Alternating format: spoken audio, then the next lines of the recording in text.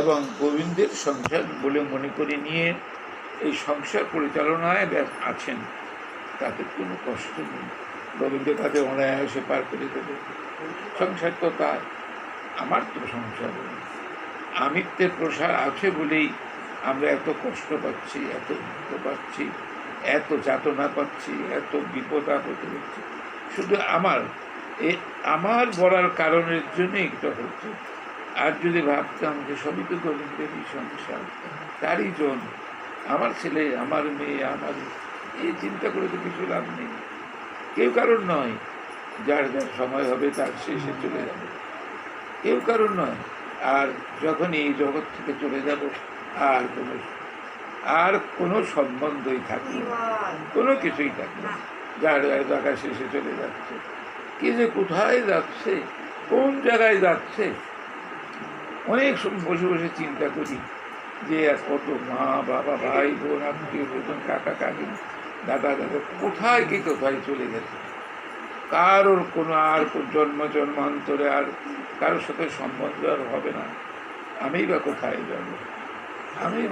যাব, কিন্তু শাস্ত্র বলছে, গীতা শাস্ত্র, ভাগবত, চৈতন্যচরিতামৃত বলছে যে না, জীব ইচ্ছা করলেই ভগবানের নিত্য ধামে ফিরে যেতে পারে, আনন্দ ধামে ফিরে যেতে পারে। জীব যদি একটু সচেষ্ট হয়, পথ করে রেখে দিয়েছেন, পথটা করে রেখে দিয়েছেন, কিন্তু পথে যদি না আমি অগ্রসর হই, তাহলে তো আর আমি যেতে পারবো না। বলছেন ব্রহ্মভুবনাথ লোকা পুনরাবর্তি অর্জুন মামুপেত্য পুনর্জন্ম বিদ্যতে। ব্রহ্মলোক থেকেও ফিরে আসতে হবে। যারা সৃষ্টিকর্তা ব্রহ্মা, যারা আমাদের সৃষ্টি করেছেন, তার জায়গাটা হলো সপ্তলোক বা ব্রহ্মলোক। গীতাশাস্ত্র বলছেন সেই ব্রহ্মলোক থেকেও তো ফিরে আসতে হবে, ওখান থেকে ফিরে আসতে হবে। তারা যারা আবার ওই ব্রহ্মলোকের শাস্ত্র এনারও কথা বলে, যারা ব্রহ্মলোকে থেকে পরম ব্রহ্মে যাওয়ার জন্য তারা চেষ্টা করছে, তাদের আর ফিরে আসার ব্রহ্মের থেকে পরম ব্রহ্মে তাদের কিন্তু আর ফিরে আসার কোনো সম্ভাবনা নেই। তারা আসবেন গোবিন্দের ধামে, আর আনন্দ লোকেই থাকবে। তো আমার তো সে সমস্ত হবে না ভাগ্যে। কোথায় যাব, কি করবো, এটা তার কৃপা, সম্পূর্ণ তার কৃপা। এমনও দেখা যায় যে তার কৃপা হলে পরে অসাধ্য সাধন হয়ে যায়, কিন্তু কৃপা পাওয়াটা তো সহজ নয়। কৃপা পেতে হলে কৃপার কাজ করতে হয়, কাজ না করলে কৃপা হয় না কখনো। একমাত্র গৌর সুন্দরের বেলায় দেখি যে গৌর সুন্দর কৃপাকে বলেছিলেন যে কৃপা, এবার তোমাকে আমি স্বাধীনতা দিচ্ছি, তুমি আমাকে যেখানে নিয়ে যাবে আমি সেখানেই চলে যাব। কিন্তু অন্য অন্য কৃষ্ণলীলায়, রামলীলায় বা বিষ্ণুলীলায় দেখা যায় কৃপা করেন, কৃপা একটা প্রতীক্ষায় থাকে ভগবানের সন্তুষ্ট। ভগবান সন্তুষ্ট না হলে, তার ইঙ্গিত না পেলে কৃপা কাউকেই কৃপা করবে না, কাউকেই কৃপা করবে না। ভগবানের অনন্ত শক্তি, সমস্ত শক্তির মধ্যে শ্রেষ্ঠ শক্তি হইল কৃপা শক্তি। এই কৃপা শক্তিটা যদি না থাকতো ভগবানের, তাহলে জীবের কোনো কাজে আসতো। এই কৃপাটা আছে তার, কিন্তু তার একটা ইঙ্গিত আছে। ভগবান যদি পরিতুষ্ট হন আমার সেবার বিনিময়ে, আমার তার পরিচর্যার বিনিময়ে, আমার তার অর্চনার বিনিময়ে, আমার তার সেবার বিনিময়ে যদি তিনি সন্তুষ্ট হন, তবে তিনি ইঙ্গিত দেবেন কৃপাকে, তুমি কৃপা করো। তার ছাড়া কৃপা পাওয়া কিন্তু গৌরের বেলা কিন্তু সেরকম না। দেখেন, গৌর তো সবাইকে কৃপা করে গেছেন। গৌর এখনো যারা আছে, গৌর চরণ আশ্রয় করে গৌরের অপার করুণা প্রাপ্তির জন্য গৌর বলেছি, যারা নিরন্তর চিন্তা করছেন, এখন কিন্তু তারা কৃপা পেয়ে যাচ্ছে। গৌর কৃপায় এত অদূরদর্শ। তিনি জগতে আসার আগেই তিনি বলেছিলেন যে হে কৃপা, এবার তোমাকে আমার অধীনে থাকতে হবে না, এবার আমি তোমার অধীন হয়ে যাব, এবার আমি তোমার অধীন হয়ে যাব, তোমার আমার অধীন হতে হবে না।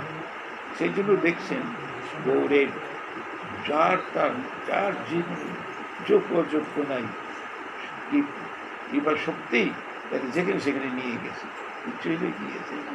জীবকে কৃপা করেছেন, শুধু না আমার প্রেম দিয়েই বাঁচেন, অনেক অনেক কৃপা করেছেন। আজকে আপনাদের শ্রীমদ্ ভাগবত আপনার সেবন করবেন। শরীরটা তো খুব একটা ভালো নেই আমার, এখন যাওয়ার পথে পথিকা নেই, এখন চলে যাব, থাকবো না, ভগবান রাখবেন না। আর সবচেয়ে বড় কথাটা হলো, জগতে থেকে যদি তার কথার থেকে বঞ্চিত রইলাম, তার কথাই যদি না বলতে পারলাম, তাহলে এখানে থাকার অর্থটা কি? থাকার কোনো মূল্যই নেই, কোনো অর্থ নেই। জগতে থাকলাম ইন্দ্রিয় তৃপ্তির জন্যই থাকতে হবে, তার কথা বলতে পারবো না, তার কথা আস্বাদন করতে পারবো না, পরিবেশন করতে পারবো না, তাহলে এমন থাকার কিছু প্রয়োজন আছে? কোনো আছে দরকার? কোনো দরকার নেই। গোবিন্দের কাছে প্রার্থনা করি যে এইটুকের থেকে তুমি বঞ্চিত করো না। ভক্তরা আসে, যেটুকু তিনি কৃপা করেন, ভক্ত যেটুকু কৃপা করে তার আসে, শোনে তো, কিন্তু তুমি এইটুকের থেকে বঞ্চিত করো না। অন্য কিছু করো, যা কিছু করো, দৈহিক অনেক যাতনা সহ্য করি, সেগুলো কষ্ট করি, কোনো ভাবি না, কিন্তু তুই এইটুকের থেকে যদি বঞ্চিত হই, তাহলে আর তো কিছু থাকলো না আমার। আপনারা আসছেন এই কৃষ্ণ কথা শোনার জন্য। দেখুন, মুহূর্তে একটা কথা সাধনে কি হয়, আমি একটা বিল্বমঙ্গল ঠাকুরের কথা আমি বলছি, আপনারা জানেন ঘটনাগুলো। বিল্বমঙ্গল ঠাকুর ছিল দক্ষিণ দিকে, কৃষ্ণবেন্না নদীর একটা নদী আছে, তার নাম হলো কৃষ্ণবেন্না নদী। এই নদীর এপার আর ওপার, এবারে থাকতেন বিল্বমঙ্গল, ব্রাহ্মণ ছিলেন, ভক্ত, পূর্বজন্মের নিশ্চয়ই অনেক সাধন ভোজন করেছে, যে কোনো একটা কাজেই হোক, হয়তো পতিত হয়ে গেছেন, ভগবান কিন্তু উদ্ধার করে নেয়, উদ্ধার করে নেয়। দেখেন তো জীবনটা দেখেন। তো এপারে থাকতেন বিল্বমঙ্গল ঠাকুর, ওপারে থাকতেন চিন্তামণি, অর্থাৎ বাল বিলাসী।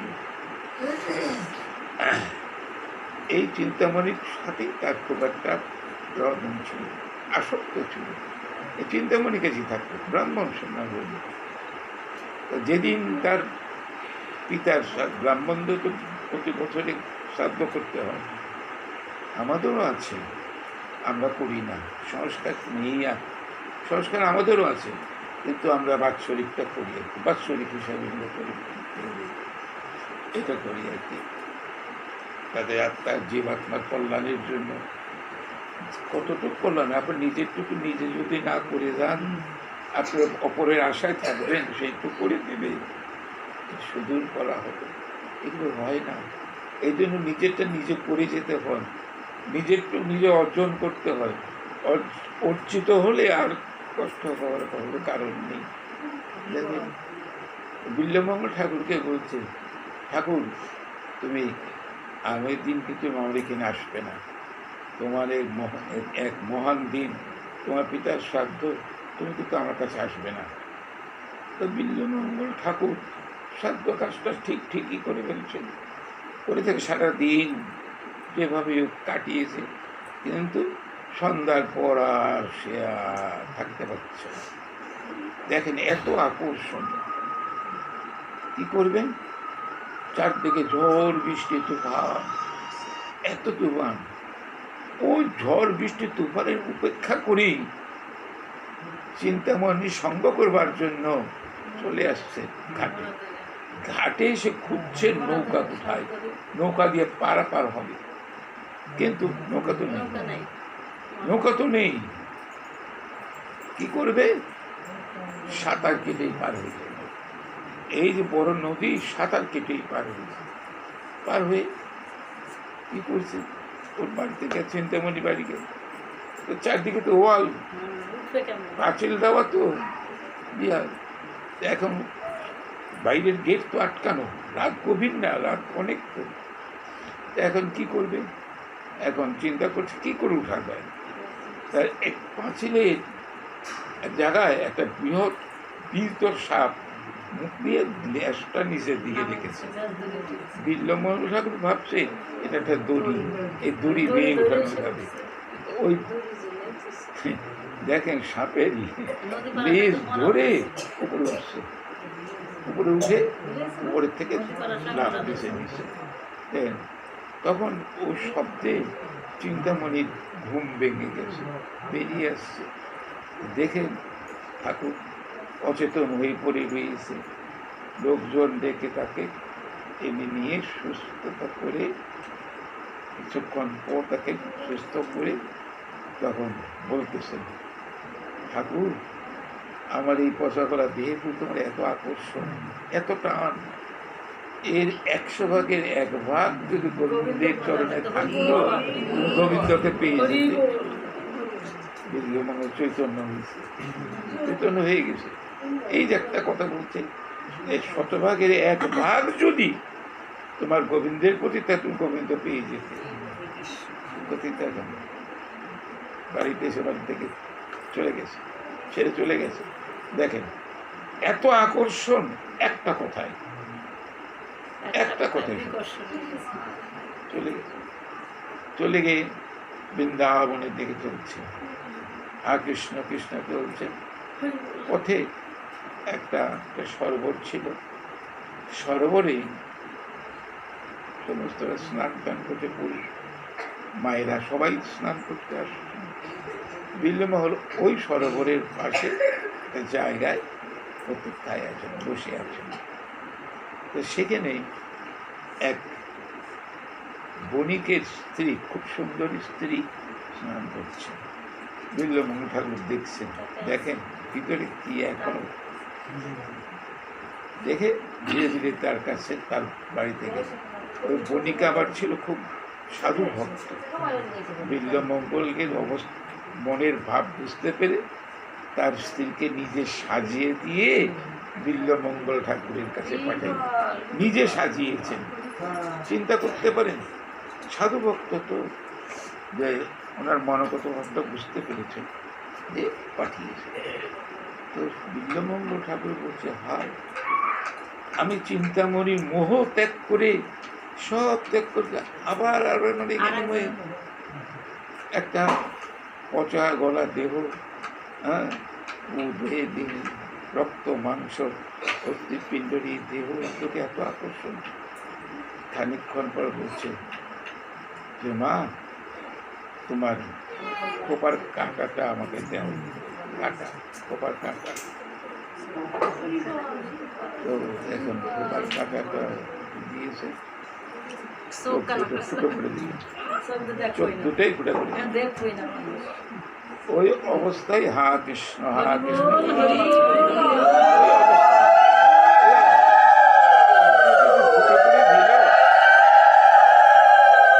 রক্ত ধরতেছে না, সে তো কিছু চোখে দেখতে পাচ্ছে না, সে তো চোখে দেখতে পাচ্ছে না। দেখেন এই অবস্থায় কত বৈরাগ বৈরাগ, হ্যাঁ, চলে গিয়ে ব্রহ্মকুণ্ডে জায়গাতে গুজরাট নামে একটা ঘাট আছে, সেই ঘাটে গিয়ে বসে আছে, কৃষ্ণ দর্শন আকাঙ্ক্ষায় বসে আছেন। তো বসে তো আছেন, সারাদিন চলে গেছে, খাওয়া দাওয়া তো কিছু নেই। তো এখন গোবিন্দ আসছে, গোপবেশ দিয়ে, গোপ শিশু হয়ে, গোপ বালক হয়ে আসছে, এসে বলছে যে, দেখো তুমি তো খাও নাই সারাদিন, তা আমি, আমার মা তোমার জন্য খাবার পাঠিয়ে দিয়েছেন, তুমি এই খাবারগুলো নেও, খাবার তুমি নেও। বলে, আমি তো তুমি চোখে দেখতে পাই না, আমি নেব কি করে, তুমি আমাকে হাত দাও, হাত দিয়ে আমার। আসলে বিল্বমঙ্গল ঠাকুর চাচ্ছে তাকে ধরবার জন্য, বুঝতে পেরেছে, বিল্বমঙ্গল অনুভবের মধ্যে বুঝতে পেরেছেন যে আমার প্রাণের ঠাকুর তো আসছে আমার কাছে, আমি চোখে দেখি না, দেখেন দৃষ্টি নেই, কিন্তু অনুভবটা কিন্তু ঠিক আছে যে আমি, আমার ঠাকুর, প্রেমের ঠাকুর আমার কাছে আসছে। ধরছে জোরে, জোরাজোরি করে ছাড়াতে পারেন কৃষ্ণ। তখন বলছে, আমার খুব ব্যথা লাগতেছে। তখন বিল্বমঙ্গল ঠাকুর ছেড়ে দিয়েছে হাতটা ছেড়ে দিয়েছে। তখন আর তখন তাকে খাবারটা দিয়েছি, নানান রকম খাবারটা দিয়ে তারপর বিল্লমঙ্গল ঠাকুরকে বলছি, ঠাকুর তুমি আসছো সিধাম বৃন্দাবনে আমাকে পাবার জন্যই তো আসো, তোমার চক্ষু নাই, তুমি তো ভগবান তার পদ্ম হস্ত দিয়ে চক্ষুটা দৃষ্টি চলে আসলো। এই যে একটা ত্যাগ বা বৈরাগ্য, এটা তো সকলের পক্ষে সম্ভব। লালবাবু দেখেন, তুলসীদাস, এরা সব পূর্ব জন্মে অনেক তপস্যা করেছেন, না হলে কি এভাবে সম্ভব হয়? তুলসীদাস একই অবস্থা। দেখেন গোস্বামী প্রভু ফেলে দিয়ে চলে গেল প্রভু রামচন্দ্রকে পাওয়ার জন্য, এবং সে রামচন্দ্রকে পেয়েও গেলেন। এইরকম একটা তীব্র বৈরাগ্য না আসলে, ত্যাগ না আসলে পরে ভগবানকে পাওয়া সম্ভব হয় না।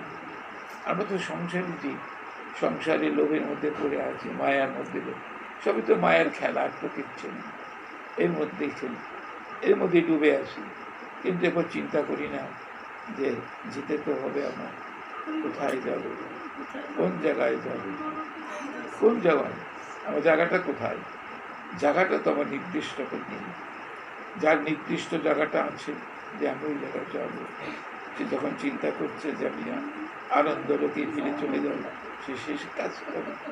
আর যার সেদিকে কোনো জ্ঞান নাই, সংসারের মধ্যে আসক্তি ডুবে রয়েছে, তাই সংসারের মধ্যে। আসুন আমরা শ্রীমদ্ ভাগবত থেকে কিছু কাজ সাধন করি। আমরা কুন্তী দেবীর কথা সাধন, কুন্তী সম্বন্ধে পিসিমা বসুদেবের বোন,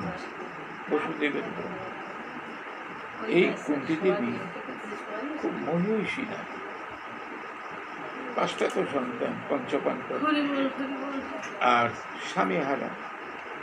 গোবিন্দকেই নিজের পঞ্চপাণ্ডবের থেকে অধিক ভালোবাসে, এত ভালোবাসে যে চিন্তা করা পারে। মানুষ বিপদ আসে, কর্মফলেই বিপদ আসে। বিপদ মুক্ত হওয়ার জন্য গোবিন্দের চরণে প্রার্থনা করি, প্রভু আমার যেন বিপদ না আসে, আর বিপদে পড়ছি, বিপদ ঘন্টা মধুসূদন তুমি বিপদ থেকে আমাকে রক্ষা করো, আমাকে বলি আমরা। কিন্তু ভগবানের কাছে যেচে নিয়ে বিপদ নেওয়া, এ কি শুনছেন কোনোদিন? যে আমি বিপদ আমি বিপদ মুক্ত অবস্থা থাকতে চাই না, বিপদ আমার থাক কেন? বিপদই তো ভগবানকে ডাকে, ভগবান বিপদই দেখাবে। আর সুখের সময় ভগবান কিন্তু থাকে না, সুখের সময় থাকে না। যখন দেখছেন সুখ দেখবেন, আপনি নিজে এমনি ভুলে যাবেন, আমি এমনিতেই ভুলে যাব, আমাকে ভুলাতে হবে না, আমি এমনি ভুলে যাব। যখন দেখবেন অনেক সুখ স্বাচ্ছন্দ্য বিলাস ব্যাসন, গোবিন্দের কথা একটু মনে থাকবে না।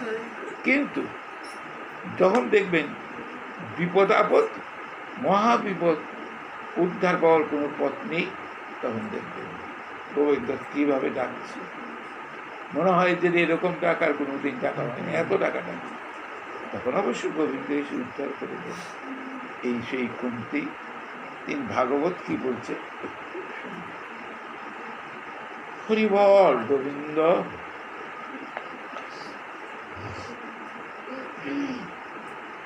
চোখে কম দেখে, চোখে ঝাপসা দেখি।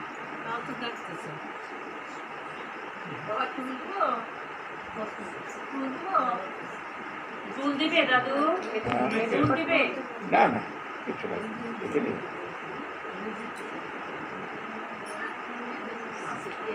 বিপদ সন্ততা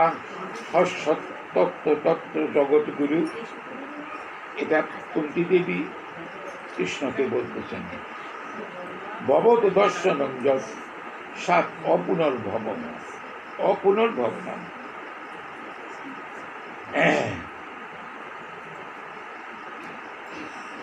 ভগবত ভক্ত চূড়ামণিগণ যারা ভগবত ভক্ত, চূড়ামণি বলছেন, শ্রেষ্ঠ ভক্তদের কথাই বলছেন, কি বিপদে কি সম্পদে হরিপদে মন রাখিয়া মনে মনে পদে পদে পরমানন্দ আস্বাদন করেন। বিপদেই হোক সম্পদেই হোক, গোবিন্দের শ্রীপাদ পদ্মে তার মনটা রেখে আনন্দ আস্বাদন করে। মনটাই তো আমরা রাখতে পারি না। মন এত চঞ্চল যে শ্রী গোবিন্দের শ্রী অভয় চরণারবিন্দের যেটা সংলগ্ন থাকবে, অক্ষুণ্ণ হয়ে থাকবে, জ্ঞান হয়ে থাকবে। মন এত চঞ্চল।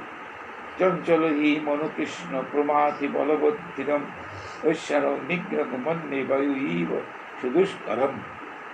অর্জুন বলছিলেন নাকি ইয়েকে, কৃষ্ণকে, দেখো বায়ুকে যেমন নিরোধ করা যায় না, মনকেও সেরকম মন এত চঞ্চল, মন এত চঞ্চল।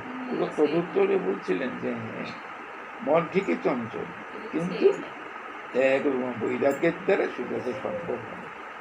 বৈরাগ্য ভগবান পথ করে রাখিয়েছেন, এমন কিছু নয় যে পথ নেই। অন্ধকারেও পথ পাওয়া যায়, কিন্তু আপনি অন্ধকারে চলছেন। অনেক সময় ভাবি যে রাস্তা দিয়ে অন্ধরা যারা চলে, লাঠি হাতে হাত দেয়, এরকম টুক টুক টুক করে চলে, চিন্তা করে ভাবি যে ভগবান এদের কীভাবে চালায়। এই কোথায় খাতা, কোথায় কি, কোথায় কোন বাড়ি খাবে, দেখেন সে কিন্তু টুক টুক করে চলে যাচ্ছে। এবং মানুষ বলছে কীভাবে যাচ্ছে, কীভাবে সে পরিচালনা করছে, তার কত কৃপা, তার কতটাকে, যদিও তার কর্মফলে সে অন্ধত্ব নিতে, কর্মফল অনুযায়ী মানুষের হয়, তার সত্ত্বেও দেখেন কীভাবে ভগবান দেখেন। এই যে মন, আমাদের যে মনটা, এই মনটা গোবিন্দের চরণে যেতে চায় না। মন চায় বিষয় ভোগ, মন চায় বিষয়ের মধ্যে থেকে বিষয় ভোগ করা। কিন্তু বিষয় যে অনিত্য, এটা সবাই আমরা বুঝি। এমন যে না বুঝি না, সবাই কিন্তু বুঝি। বিষয় তো অনিত্য, আজ আছে কাল নেই। হ্যাঁ, এই বিষয়ের মধ্যে থেকে বিষয় একটা বিষ, এই বিষটা তো দেহের মধ্যে সব চারদিকে ছড়িয়ে যাবে। তবে এই বিষ পান করে আমাদের কী লাভ আছে?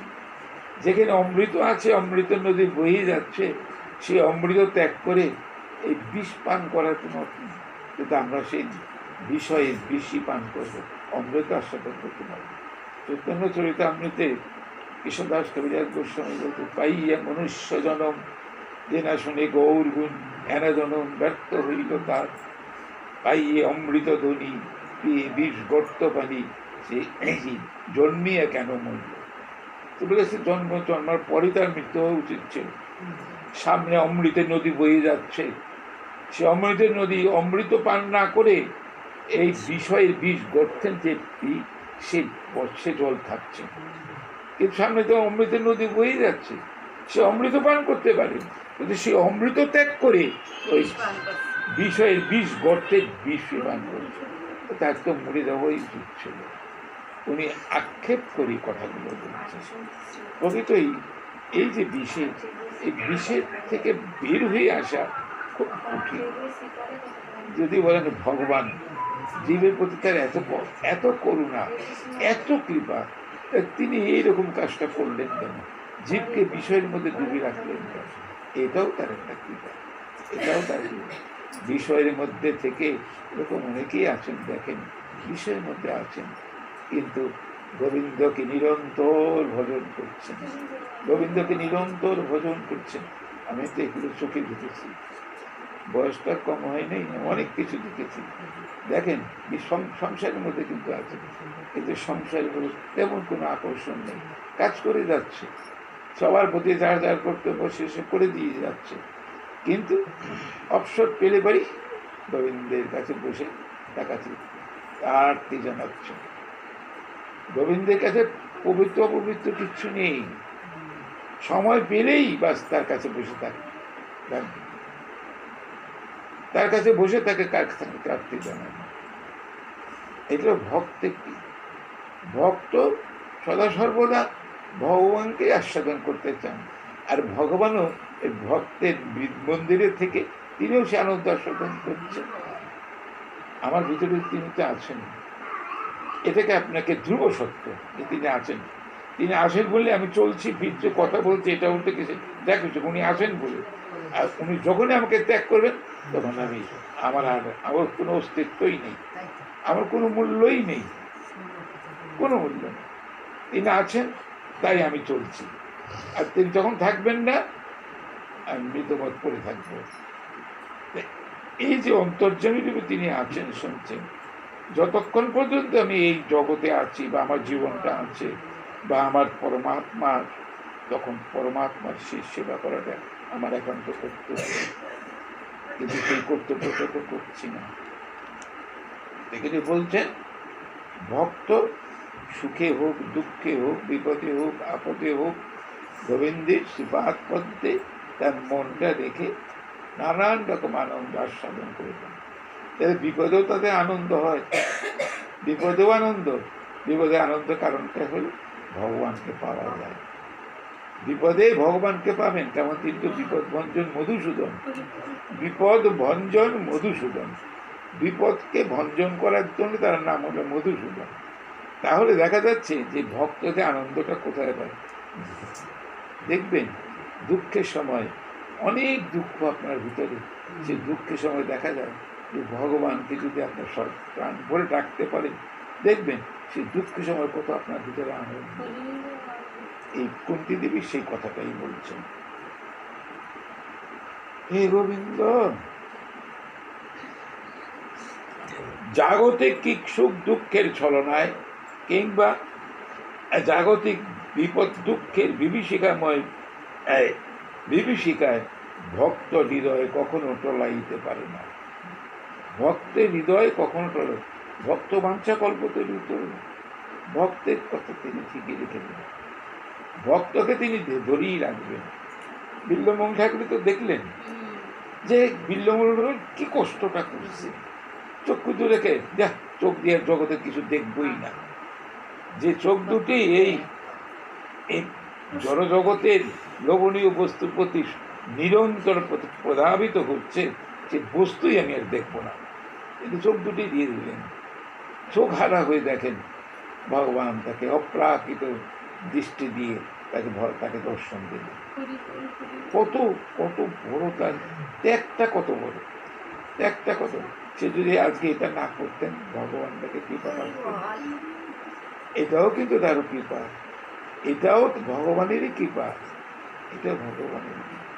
ভগবান সকল সময় আছে জীবের সঙ্গে, জীবের প্রতি তার অশেষ করুণাও রয়েছে, কিন্তু সেই করুণা পেতে হলে পরে তার প্রীতিজনক কাজ করাটা দরকার।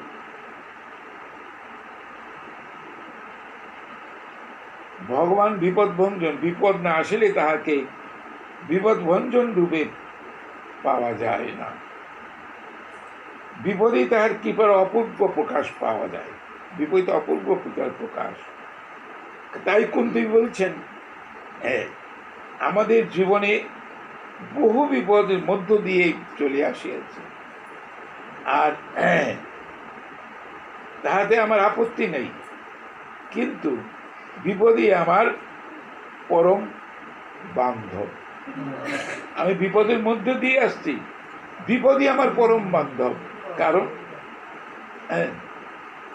কারণটা বলছেন এই যে আমি বিপদের নিবারণের আশা করি না।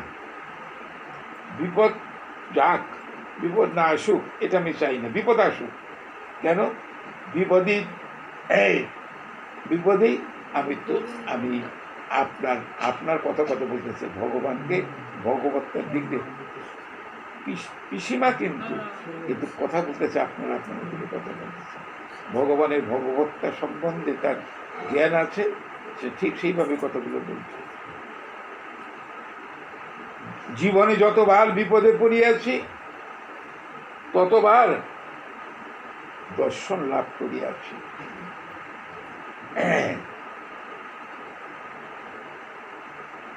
বিপদ ভঞ্জন নিশ্চরণাশ্রিত ব্যক্তির বিপদ কখনই দেখতে পারে না। বিপদে মুক্ত করিবার জন্য স্বয়ং আসিয়া উপস্থিত হয়। বিপদের কৃপায় দর্শন ঘটিয়া থাকে। কত যোগীন্দ্র মুনীন্দ্র ভগবত দর্শন নিবৃত্তির জন্য কতকাল বসে তপস্যা করছেন, কিন্তু পায় না। এইটা একটা দিক ভবন জীবের। দেখেন কত মুনি ঋষি যোগী বসে আছেন ভগবানকে পাওয়ার জন্য হিমালয়ের পাদদেশে, গভীর অন্দরে পর্বতের গুহায় বসে ধ্যানস্থ হয়ে আছেন। ভগবান কৃপা করে না, বছরের পর বছর, শত শত বছর বসে আছে। এমনও দেখবেন, আমি রাম ঠাকুরের জীবনীতে দেখেছি যে উনি হাজার হাজার বছর পর্যন্ত বসে আছেন হিমালয়ের পাহাড়ে, উলঙ্গ অবস্থায় বসে আছেন। এই রাম ঠাকুর একটা কাহিনী দেখলাম, উনি ডিঙ্গাপানি খেলেছে রাম ঠাকুর। তা উনি ওনার যে গুরুদেব, উনি গুরুদেবের সাক্ষাৎ দর্শন করতে পারেন। গুরুদেবের আগেই তিনি বীজ মন্ত্রটা পেয়েছেন, বীজ মন্ত্র পেয়ে গেছে নাকি এর ভিতরে। আর যখন তিনি গুরুদেবকে পেলেন আর গুরুদেব যখন কৃপা করলেন তাকে, একই বীজ মন্ত্র, একই রকম বীজ মন্ত্র। একদিন তিনি চিন্তা করলেন, গুরুদেবের কাছে আছি এই হিমালয়ের পাদদেশে, সেখানে কিচ্ছু পাওয়া নাই। তা গুরুদেবের পরিচর্যা করার জন্য, গুরুদেব কিছু সেবা দেওয়ার জন্য একটা আমি দেখি বাইরে দেখে যারা কোথাও গাছপালা বলতে কিচ্ছুই নেই। গুরুদেবকে কি সেবা দিবে, কিন্তু কি সেবা দেবে, এই চিন্তা করতে করতে তিনি গভীর অরণ্যের ভিতরে ঢুকছেন। ঢুকে দেখে যে অদূরে যুগলায়িত এক দুজন দাঁড়িয়ে আছে। রাম ঠাকুর সেই যুগল মূর্তির কাছে গেলেন। তখন রাম ঠাকুরকে একটা ফল দিলেন, ফল দিয়ে বললেন যে নাও, তুমি এটা নিয়ে যাও। দেওয়ার সাথে সাথে যুগল মূর্তিটা অদৃশ্য হয়ে গেল। ওই ফলটা নিয়ে আসলেন, ওই ফলটা ভগবান কৃষ্ণই, রাধা মাধবী আসছে, ফলটা নিয়ে আসলেন। এসে বলছি, গুরুদেব এই কাহিনীটা বললেন যে আমি এরকম যুগল মূর্তি দর্শন করে এই যুগল মূর্তি আমাকে ফলটা দিয়েছে, আপনি সেবা করুন। বলে দেখো, এই যুগল মূর্তি তোমাকে যে ফলটা দিছে তুমি নিজেই সেবা করো, তোমার জন্য এটা দাও, আমার দরকার নেই, তুমি সেবা করো, গুরুর আদেশে সেবা করুন। দেখেন হিমালয়ের পাদদেশে যোগী পুরুষ অত্যন্ত অনেক যোগ সাধন করেছে। পরবর্তীতে বললেন যে তুমি নিচে চলে যাও, জীবের কল্যাণের জন্য কল্যাণ। তখন তিনি চলে আসলেন, চলে এসে এই ডিঙ্গামানিক থেকে নিয়ে নিলেন। তারপর তিনি খুবই ছিল নোয়াখালীতে চৌমোহনীতে চলে যান। দেখেন জীবনের কি চৌমোহনীতে যে তিনি একজন ইঞ্জিনিয়ারের অধীনে ওই রান্না করার কাজ নাই, ব্রাহ্মণ রান্না করার কাজ নেই, চৌমোহনীতে রান্না করার কাজ নেই। তো রান্নার সেই ইঞ্জিনিয়ার তাই দেখে যে ওনার যে খাবার দেওয়া হয় সে খাবার সে খায় না, গাভীরে খাওয়াই দেয়, নিজে খায় না। উনি তো অন্ন সেবা করতেন না, কোনো অন্ন সেবা করতেন না। তো দেখে ওনার বিভূতি দেখে উনি একটা ওভারসিয়ার পদে ওনাকে দিয়ে দিলেন, রান্নার কাছ থেকে সরিয়ে দিলেন। ওভারসিয়ার পদে দিয়ে তাকে এমন চৌমোহনীতে করে দিলেন, ট্রান্সফার করে দিলেন। তিনি চৌমোহনীতে এসে আবার গুরু কৃপা পেলেন, বলে তুমি চাকরি ছেড়ে দাও, চাকরি ছেড়ে দাও। গুরু মহা, তারপর তিনি চাকরি ছেড়ে দিলেন। তার পরবর্তীতে তিনি জীব কল্যাণের জন্য এই শুধু নাম দিয়ে গেলেন, নাম, সব নাম, শুধু নাম। ওনার সাধন পদ্ধতি খুব সহজ, শুধু নাম। এই দেখেন কত কৃপা এখানে সেগুলোই বলছেন। কত যোগীন্দ্র মুনীন্দ্র ভগবদ্দর্শন নিবৃত্ত করবার জন্য কত কাল তপস্যা করিয়া দর্শন লাভের চেষ্টা করেন, কিন্তু আমি বিপদে পড়িয়া বিনা সাধনে আরাম দর্শন পাইয়াছি। সুতরাং বিপদের মতো বন্ধুর আর কে আছে এই জগতে? এরকম কে মনে করবে? বিপদের মতো বন্ধু কে আছে? চিন্তা করবে।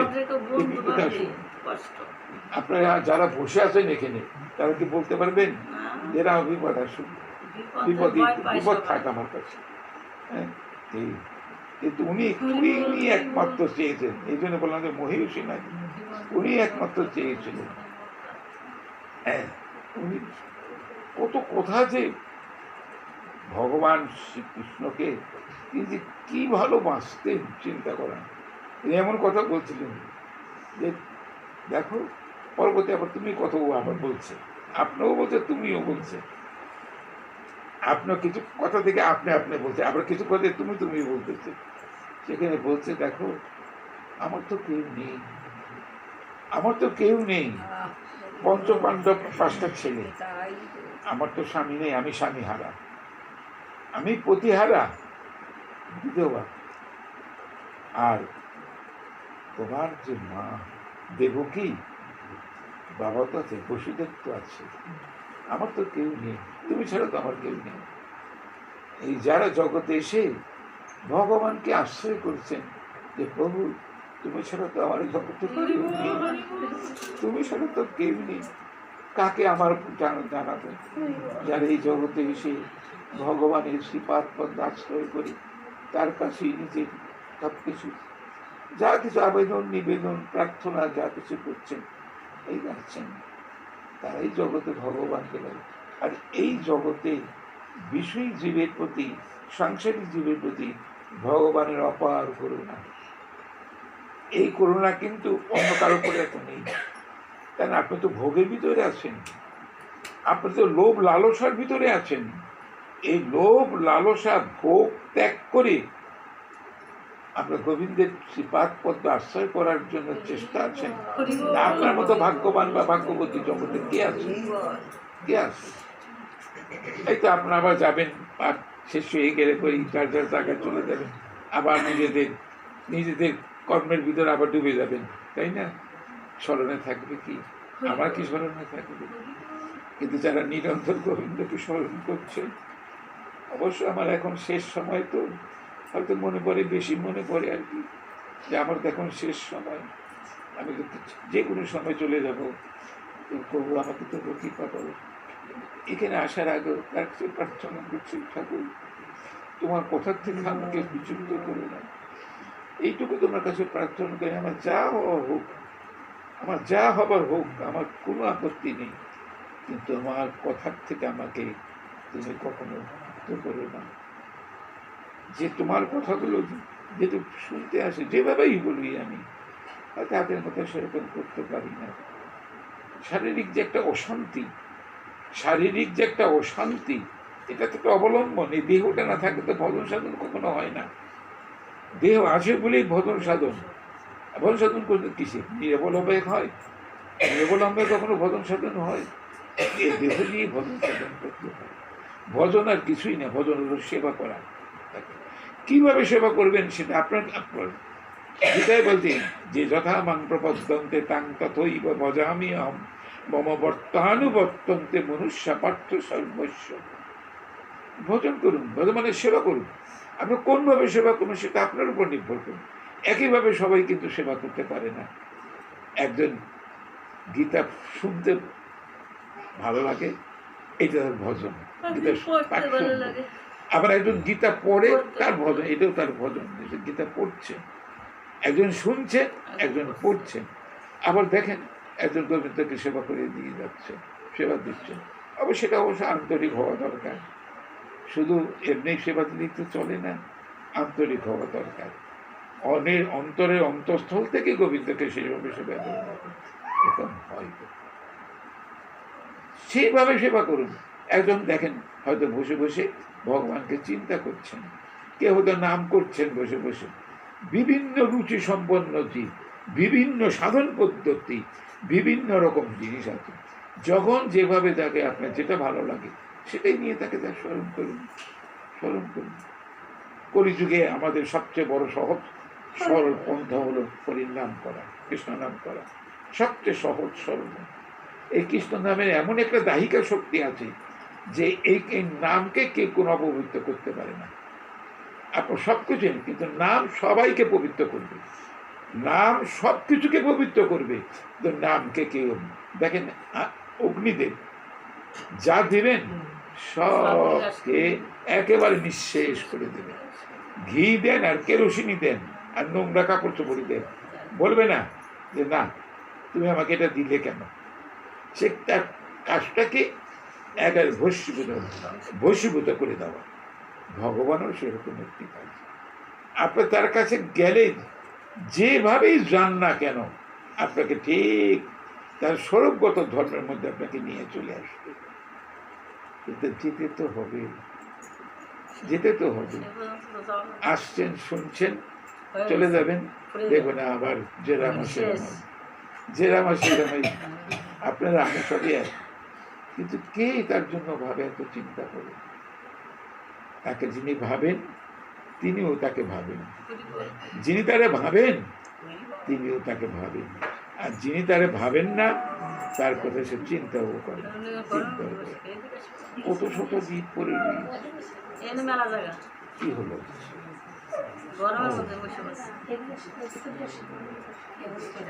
বসো না, আমারও তো শেষ হয়েছে, আমি তো শরীরটা তো ভালো লাগতেছে না।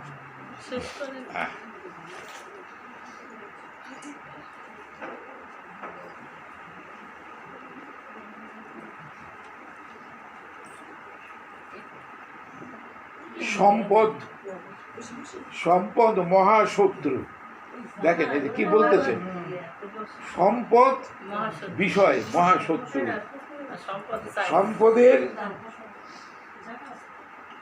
সম্পদের মোহে তোমার কথা ভুলিয়া যাইতে হয়, সম্পদের মোহে তোমার কথা ভুলিয়া যাইতে হয়।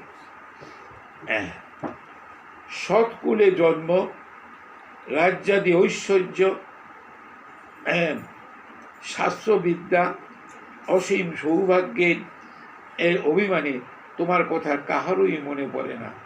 দেখেন, আপনি যদি উচ্চ বংশে জন্মগ্রহণ করেন, আপনি যদি সেরকম জ্ঞানী বা বুদ্ধিমান হন, আপনার যদি প্রচুর সম্পদ থাকে বা আপনার অন্য কিছুই থাকে, ওর দিকে মনটা কষ্ট থাকে, ভগবানের দিকে। তাই কুন্তী দেবী বলছেন যেগুলো মহাশত্রু, সম্পদ মানে মহাশত্রু, এগুলোর প্রতি থাকলে পরে তোমার কথা ভুলে যেতে হয়, তোমার কথা মনে থাকে না। তুমি কাঙালের ঠাকুর, তুমি কাঙালের ধন, অভিমানী তোমাকে কোথায় পাবি? আমার পুত্রগণ যদি সম্পদ থাকে তো, আমার পুত্রগণের যদি সম্পদ থাকে তো, তাহলে দুর্যোধনের মতো তোমার কথা তাহারা কোনো দিনই মনে রাখিতে পারবে। আমার সন্তানদের যদি সম্পদ থাকতো তাহলে দুর্যোধনাদি যেমন তোমাকে স্মরণ রাখতে পারে না, আমার ছেলেরাও তাই হইত। কিন্তু সম্পদ নাই বিধায় আমার সন্তানরা তোমার চরণ আশ্রয়, তোমার চরণ নির্ভর করে, তোমারই আদেশ প্রতিপালন করে চলছে। আর সম্পদ থাকলে কিন্তু করতো না। আর তুমি সম্পদ না দেওয়াতেই সবচেয়ে ভালো।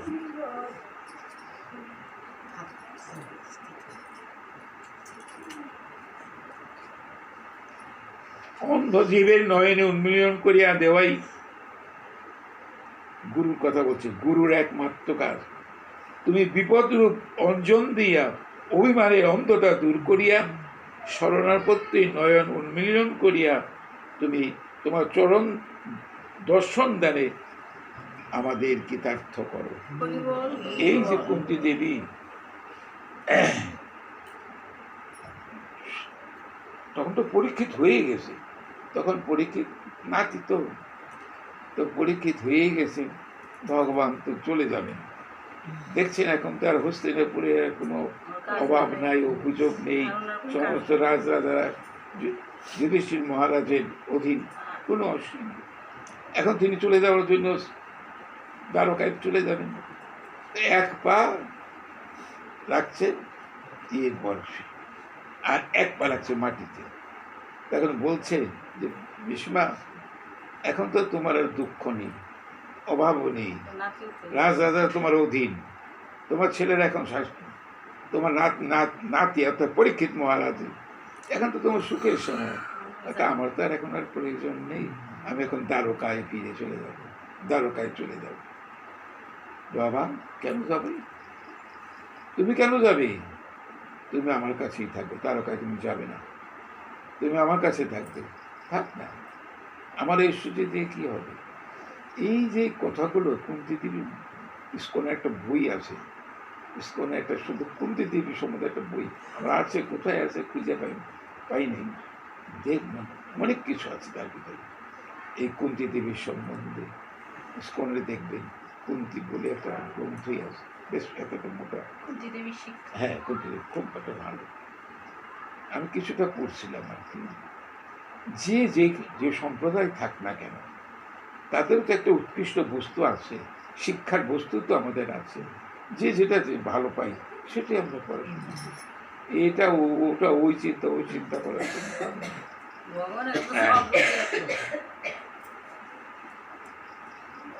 নম অকিঞ্চন বিত্তায় নির্বৃত্ত গুণবৃত্তয়ে আত্মারামায় শান্তায় কৈবল্যপতয়ে নম।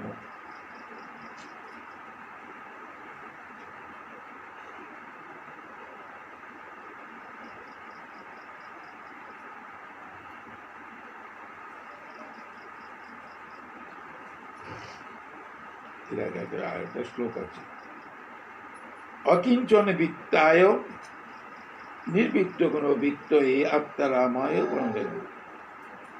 ভক্তের সর্বস্ব চরণাশ্রিত জনের মায়ানাশক আত্মারাম প্রাকৃত বস্তুতে আসক্তি রহিত মুক্তিদাতা আপনাকে প্রণাম করি। কুন্তী কিন্তু ভাইস্তাকে প্রণাম করাচ্ছেন, প্রণাম করছেন যে ভক্তের সর্বস্ব, ভক্তের সর্বস্ব চরণাশ্রিত জনের মায়া নাশক, যারা চরণ আশ্রয় করছেন তাদের মায়া তিনি দিয়ে দেন, মায়া রাখেন না। ভগবানের অভয় চরণারবিন্দ যারা আশ্রয় করেছেন মায়া তাকে থাকে না, মায়া তাকে মুক্ত করে দেয়। আশ্রয় করবে কে? মায়া থাকলে কি ভগবানের কাছে যাওয়া যায়? হ্যাঁ, মায়া তো অন্ধকার, ভগবান এই মায়া দিয়েই কিন্তু সব ভুলিয়ে রেখেছেন। গীতা যারা পড়েন দেখবেন, গীতার ভিতরে তো আছে, তারপর সপ্তম অধ্যায় শ্লোকের মধ্যেই পাবেন, দৈবী এষা গুণময়ী মম মায়া দূরত্বয়া মা মে বজে প্রবদ্ধন্তে মায়া মে দান্তরণীতে। আমার এই মায়া দৈবী মায়া, জীব নিজের চেষ্টায় কোনো দিন এই মায়া উত্তীর্ণ হতে পারবে না। আমার এমনই মায়া, কিন্তু মা মেয়ে প্রবর্ধন, আমার চরণে যারা আশ্রয় নিয়েছে তাকে মায়া মুক্ত করে দেব। ভগবানের অভয় চরণারবিন্দে যারা আশ্রয় নিতে পেরেছেন ভগবান তাকে মায়া মুক্ত। আর মায়া মুক্ত না করলে ভগবানকে সেবা করবো কেমন করে, কিভাবে সেবা করবো? মায়া দিয়ে যদি আমাকে ঢেকে রেখে দেয় তাতে আমার আপনজনের মধ্যেই আমার সেই থাকবে, তাহলে তো ভগবানকে তো সেবা করতে পারবো না। তো ভগবানকে সেবা করতে হলে ভগবান নিজ গুণে কৃপা করে মায়া মুক্ত করতে হবে। এই সংসারী জীব যারা ভগবানের শ্রীপাদ পদ্মে আশ্রয় করে এই সংসার উত্তীর্ণ হওয়ার জন্য চেষ্টা করছেন, ভগবান তাদের মায়া মুক্ত করে দিলেন। মায়া দিয়ে আপনাকে ভুলিয়ে রাখতে চান না, ভগবান কিন্তু আপনাকে মায়া দিয়ে ভুলিয়ে রাখতে চান সেই সংসারের ভিতরে। কিন্তু আমি যে নিজেই ভুলিয়ে থাকতে চাই, ভগবান কখনো কিন্তু কাউকে মায়া দিয়ে ভুলিয়ে রাখতে চায় না। জীব হইল ভগবান যত অনন্ত সৃষ্টিকে, ভাগবতের একটা শুনতে দেখা যায় যে ভগবান যত সৃষ্টি করছেন সব সৃষ্টির মধ্যে শ্রেষ্ঠ সৃষ্টি হল মানুষ। মানুষ তার এত প্রিয়, এত আনন্দের বস্তু, তিনি সেটা নিজে বলতে পারতেছেন। তিনি এত কিছু সৃষ্টি করেও তিনি পরবর্তীতে তার আকৃতি বিশেষটা মানুষ সৃষ্টি করলেন, যে মানুষ তার কথা শুনবে, যে মানুষ তাকে সেবা করবে, যে মানুষ তার চরণ আশ্রয় করে ভবসিন্ধু পাড়ি দিয়ে যেতে পারবে। এটা আমি এটাই হলো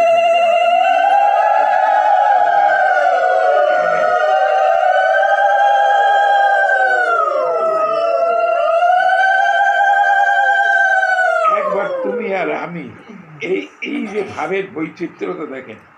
এখানে বলি হে কৃষ্ণ আপনি, এই যেখানে আমরা আপনি শব্দ ব্যবহার করতেছেন, আপনি অন্তরে বাহিরে সর্ববিষয়েরই নিয়ন্তা, সবই নিয়ন্ত্রণ করছেন।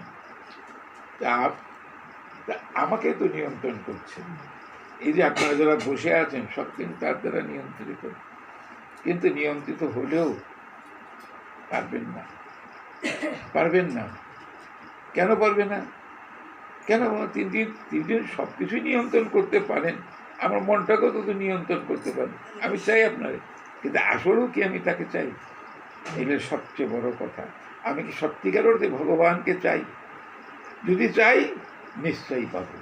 আর যদি অন্য কিছু কপটতা ভিতরে থাকে তাহলে পড়ো। যে কিছু যাই কিছু বলুন, ভগবানকে হৃদয়ের মধ্যে রাখা তার কি আনন্দ, এ কিন্তু কোনোদিন বোঝানো সম্ভব না। ভক্ত তার হৃদ মন্দিরে ভগবানকে রেখে কি আনন্দ আস্বাদন করে একমাত্র ভক্তই গুলো জানেন। এটা অন্য কেউ চিন্তা করতে পারবে না। ভগবানকে হৃদয়ের মধ্যে রাখা, এটা কি আনন্দ। আমরা সামান্য আনন্দের জন্য ঘুরে বেড়াই, ছিটে পথে আনন্দ পেয়ে মনে করি মহানন্দ। ইতিতে আনন্দের মহানিকেতন তিনি। গোবিন্দের শ্রীপাদপত্র আশ্রয় করে যারা গোবিন্দকে অহর্নিশি ডাকছেন, ভাবছেন, তাকে তিনি নিশ্চয়ই কৃপা করবেন, মায়ামুক্ত করে দেবেন। মায়ামুক্ত করলে বলেই তাকে পাবেন।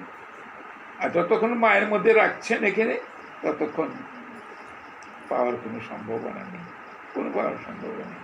সেই জন্য ভগবানের কাছে প্রার্থনা জানাতে হয়, প্রভু তোমাকে মায়ামুক্ত করো। এই যে আমার স্ত্রী পুত্র পরিবার পরিজন বিষয় আসো, এর মধ্যে আমি যে ডুবে রয়েছি, এর থেকে আমাকে মুক্ত করে দাও। যেমন কুন্তি দেবী চেয়েছেন যে বিত্তই হলো পরম শত্রু, সম্পদে হলো পরম শত্রু, কারণ সম্পদে তোমাকে ভুলে যেতে হয়। আপনি অন্তরে বাহিরে সর্ববিষয়ী নিয়ন্তা, আপনার আদি অন্ত নাই। আপনি সর্বদেশে সর্বকালে বিরাজিত। প্রাকৃত জীবের যে সমস্ত বিষয়ের তত্ত্ব নিরূপণে নানা রকম মতদ্বৈত বুঝে, আপনি সেই সমস্ত বিষয়ে সমভাবে বর্তমান থাকেন। তাহলে গোবিন্দের কাছে বানাতে যাক আসছেন, ভালোভাবে বলতে পারলাম, আমার শারীরিক অস্বস্তি আমার আসে, তবু একটু প্রার্থনা করেন আমার জন্য, যে কয়দিন তিনি রাখেন এই জগতে আমাকে, যেন তার কথাগুলো বলে যেতে পারি, আমি যেন নিঃসঙ্গ হয়ে না করে দেয়।